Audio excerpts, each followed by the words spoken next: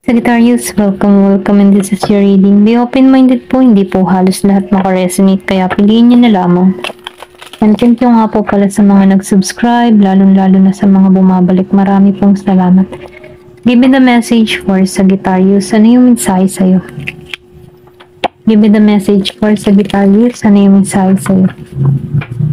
Give me the message for Sagittarius. Ano yung mensahe sa'yo? Meron ka ditong 8 of Wands reverse. Give me the message for Sagittarius.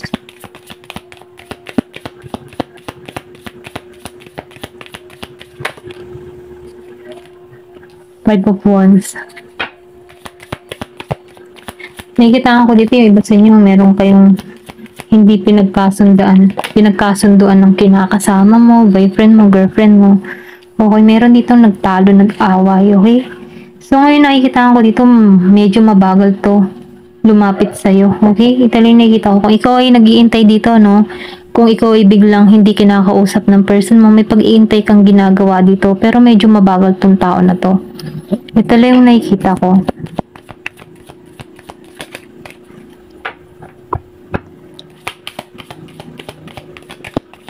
Pero nakikita ko rin dito yung emotion. Malalim na emosyon ng tao mo. May iba sa inyo nakikita ko dito, magkakaroon ka dito ng pagbabago. Yung iba matalino dito, marami kang karunungan, marami kang nalalaman, or pwede rin sabihin marami kang natutunan. 7 of Wands. Nakikita ko rin dito yung iba sa inyo makaka-receive ng recognition or pwede rin sabihin pagkilala. Kumbaga kung ano man yung mga pinagkakaabalahan mo na ikilala na, maging sa produkto online, or kung meron ka mga binebenta online, may pagkilala, nakilala na yung profile mo, okay? Iba naman sa mga social media, may pagkilalang nangyayari, nagaganap, nakikilala ka na ng tao, okay? Ito lang nakikita ko. Or pwede sabihin, marami kang followers, mga ganyan. Give me the message. Sa Instagram, sa Facebook, sa TikTok, okay? Give me the message. Ano pa yung mensahe?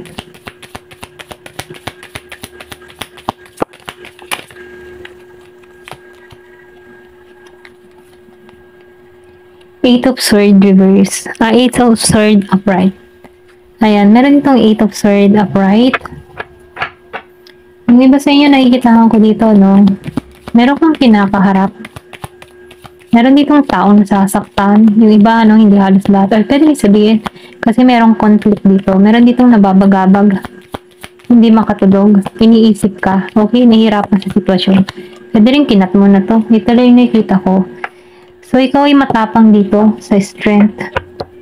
Kumbaga, no, nagiging kang matigas dito. Okay? So, meron ditong na-stress, nababagabag. Okay? Pero hindi mo to kinakausap dito kasi dito sa 8 of Wands, hindi ka nagre-response. Medyo mabagal ang response mo or pwede sabihin hindi ka na nagre-response. Ayan, give me the message. Meron kang kadiling dito na Aries, Leo. And meron din ditong kadiling kang tao na Gemini, Aquarius, and Libra. 6 of Pentacles.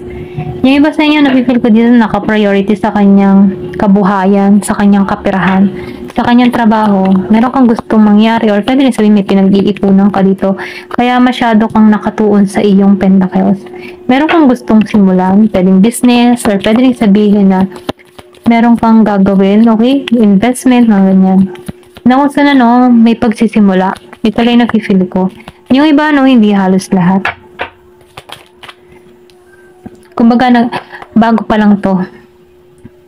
2 of Cups. So, nafe-feel ko dito, medyo nag-aalinlangan ka eh. Meron kang mga pinaplano, meron kang gustong simulan, pero nag-aalinlangan ka.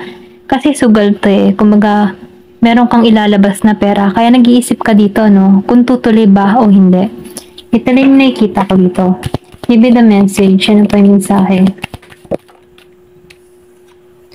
Pero ganun pa man ano, sinasabihan ka dito, sundin mo yung instinct mo, sundin mo yung intuition mo sa mga gagawin mong plano o hakbang, okay? Sinasabihan ka dito na humingi ka ng advice, lalo-lalo na sa matatanda, no? Na merong karanasan sa ganyang proyekto, okay? Or merong karanasan about sa pagbi-business, okay? Kung nagpaplano ka man dito mag-business or mag-invest, ano, minumungkahi dito, magtanong ka sa eksperto, okay? And then nakikita ko rin dito, marami kang matututunan sa pagtatanungan mo dito. Kasi nakikita ko dito yung kaalaman ng tao nito. And then nakikita ko dito, marami tong karunungan na kung saan pwedeng i-share niya sa'yo. Ito lang yung mensahe. Give me the message. Meron din ako nakikita dito mag-message. Merong good news, balita sa iba. So, ikaw may nag-iintay dito ng tawag, meron ditong pagtawag sa'yo. Ito lang yung nafe-feel ko. Give me the message. Ano pa yung mensahe?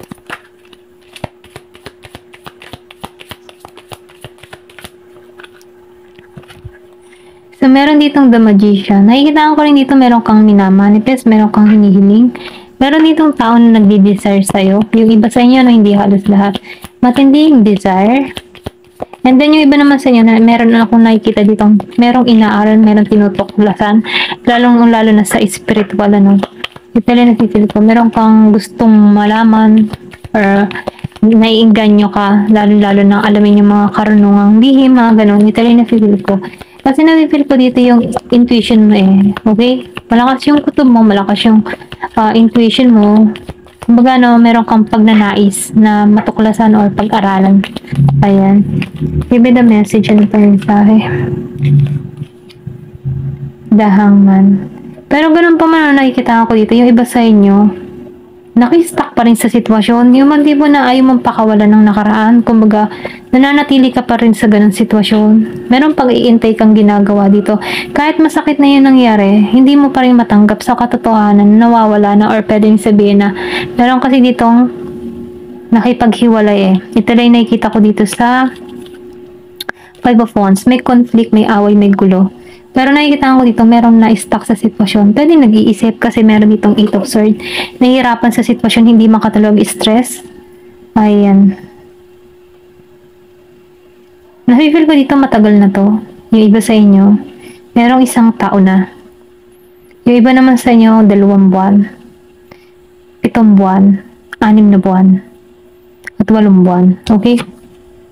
So, meron dito Queen of Swords. So, nakikita ko dito, pinanghihinaan to ng loob. Okay, kung meron ka man ditong kadiling na tao, pinanghihinaan to ng loob sa'yo, or pwede rin sabihin ikaw, pinanghihinaan ka ng loob dito. Namimiss mo tong tao na to. Ayan. Meron ka man person dito na Gemini, Aquarius, and Libra. Kung meron ka man kadiling na ganun, meron ditong panghihinaan ng loob. May nakakamiss. Pwede ikaw, pwede siya. Give me the message. Kumbaga, wala tong lakas na harapin ka. Naduduwag, okay? Hindi niya alam kung paano kikilos sa'yo. Hindi niya alam kung paano ka haharapin dito. Pwede rin sabihin, malaki yung atraso dito sa Queen of Swords. Kaya takot. May takot. Meron ditong the Moon. So, nakita ko rin dito, meron ditong malalim ng nararamdaman. Meron ditong hirap the rabbit. Malalim pa rin ang nararamdaman sa'yo. Okay? Meron Pisces. Meron kang kadiling na Pisces. Then, nakikita ko rin dito, gusto nito ng renewal sa'yo, okay? Nakikita ko dito na ikaw yung kaligayahan ng tao nito Happiness ka nito Give me the message. Kumbaga, nakatanod pa rin ko sa'yo, nag-iintay, nag-iisip, may paghiling. Pwedeng hinihiling ka sa buwan, lalo na pag full moon, minamanifest ka niya sa buwan. Give me the message, ano pa yung mensahe? Knight of Cups. So, nakita ko rin dito, meron ditong guarded, okay, sa kanyang nararamdaman, okay? Pero ganun pa man, nakikita ko dito na handa ka na sa new beginning, Handa ka nang tumakak sa ibang direksyon. Na kung saan, merong kaliwanagan na naghihintay sa'yo dito sa Knight of Cups. Or pwede rin sabihin, merong ditong tao na handa nang tumungo sa'yo. Nagkakaroon na to ng kaliwanagan sa sitwasyon nyo, okay? Kung meron kayong naging alitan dito, konti kasi meron ako nakitang nag-away dito sa Five of Wands. Give me the message, ano pa yung mensahe? So, itong tao na ito, nag-iintay lang to, pwedeng timing. Ayan. Mahil yung sitwasyon. Yung medyo malamig-lamig na yung sitwasyon, okay? Timing na lang hinihintay ng tao na to. Give me the message, ano pa yung mensahe? The Sun. Gusto nito magtagumpay, okay? Gusto nitong maging masaya. The Moon and the Sun, okay? Meron ditong malayo sa bawat isa. Merong LDR, nasa ibang bansa. Pwedeng conflict kayo, LDR situation. Okay? May away, konting away, ganyan. Pero nafe-feel ko dito, andun pa rin yung emotion eh. Kumbaga, meron ditong humihiling. Pero itong isa dito, nag-iintay pa din. Meron ditong nasa ibang bansa. The sun and the moon. So, nakita ko rin dito, yung isa dito, happiness kanya eh. Okay?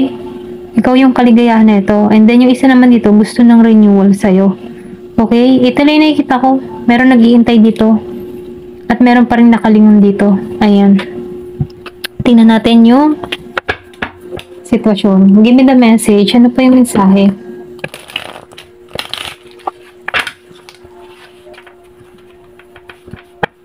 Give me the message. Ano pa yung mensahe?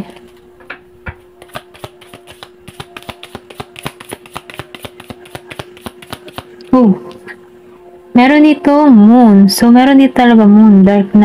The dark night. So, meron ditong humihiling. Meron tong shadow side. Na kung saan yung shadow side, pwede rin sabihin na meron ka ditong tao na hindi mo nagustuhan yung ugali. Okay? Meron tong mga sikretong nilihim sa'yo.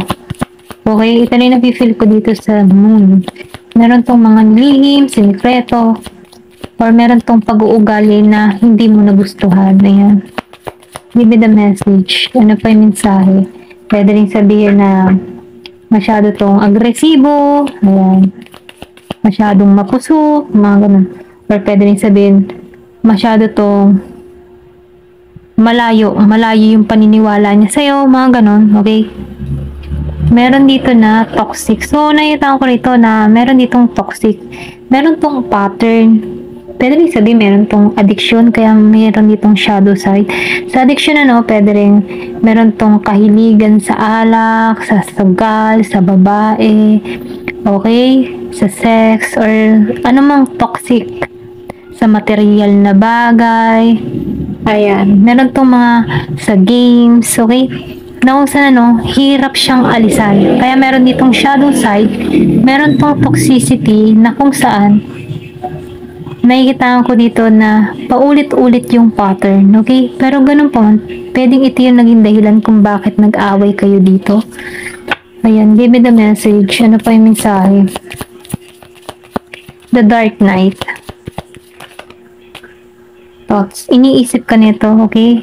Meron dito umiwas. Pwede ikaw yung umiwas dito. Hindi mo to kinikibo, hindi mo to kinakausap. Nag-iisip ka dito, okay? Kaya dito sa the moon, nag-iintay dito, and then itong isa, nag-iisip dito, okay? Kumbaga, nakatanaw pa. Kumbaga, itong taong ito, nag-iisip dito sa the moon. Kumbaga, nafe-feel ko dito na dito nagawa ng hakbang, nag-iisip, sinusunod niya yung instinct niya, yung intuition niya, yung kutob niya. Kumbaga, nakatingin lang to sa langit.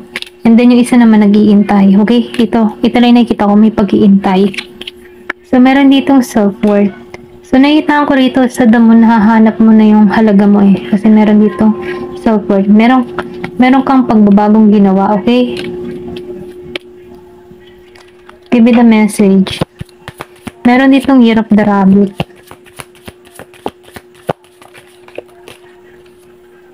Avoidance. So, may iniiwasan. Okay, ito na yung nakikita ko.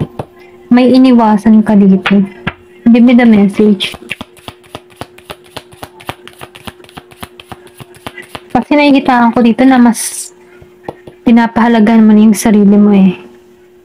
Gift. Meron ditong abundance na parating sa iba, okay? Merong regalo kang marireceive. And then, magiging kang masaya dito. Yung iba merong celebration na pupunta. Meron ditong autumn harvest, okay? Kumbaga pag-aani, merong mangyayari sa'yo. Pwede rin sabihin, ito na yung simula ng abundance mo sa autumn season. Meron ditong third eye. Yung iba naman sa inyo magiging ng klaro. Magiging ng klaro para sa iyong lahat. Magiliwanagan ka. So, unexpected to. Okay? Kumbaga, hindi mo to inaasahan. So, So, nakita ko dito yung pagbabagong parating sa'yo, okay? Ito na yung pagbabago, transformation. Yung cycle mo natapos mo na. Kasi nakikita mo na yung halaga mo dito. Nagiging klaro na para sa'yo. Okay, naiwasan to, okay? Ito mga toxic, okay? Ito lang nakikita ko. Ayaw mo ma-stuck sa isang sitwasyon, kaya iniiwasan mo na to.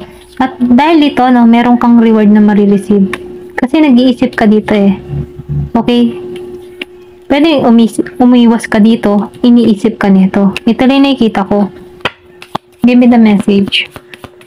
Nakita ko yung 15-15. Receive. Marireceive mo to. Ito lang nakikita ko. Meron kang blessing na marireceive, gift, may pagbabagong parating sa'yo, ipagkakalob sa'yo. Kasi nakita mo yung halaga mo dito, matatapos mo na yung cycle mo dito. Okay? Change is coming, transformation para sa'yo. Kasi nagiging klaro ka na sa kung gusto mo mangyari. Okay? Kasi alam mo na yung halaga mo dito. Unexpected to. Ito lang yung mensahe. Ayan. Thank you for watching. Love and peace.